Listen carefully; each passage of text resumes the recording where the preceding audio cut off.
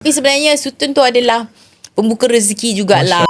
Drama pertama yang saya berlakon adalah Sutun 2 di bawah arahan Sutun. di bawah arahan Abang Izzat. Itu Watak utama ke apa? tak, jadi sampingan je.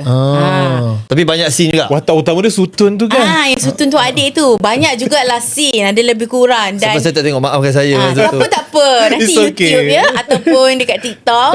Tapi sebenarnya Sutun tu adalah pembuka rezeki jugalah. Masya Bila Allah. kita buat sesuatu dengan niat yang kita memang kita nak kerja kan. Maksudnya bila kita buat benda yang kita suka dan kita bersungguh-sungguh, orang sekeliling pun akan macam baguslah budak ni, panggil lagi.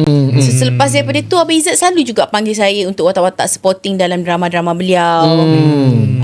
Dan kemudiannya Sherry daripada situ start kenal orang, buat PR, kenal dengan production manager, dengan pengarah. So apa saja yang aktiviti-aktiviti yang ada dekat situ ataupun ada lakonan ke apa, kita buat je. Walaupun kita satu scene, tapi kita buat sehabis baik supaya orang akan ingat scene kita tu. Betul. Kadang-kadang ada orang macam, alah satu scene je ke, tak nak lah. Tapi kalau kita buat, kita makan semua, orang tak ingat yang lain, kita ingat kita je.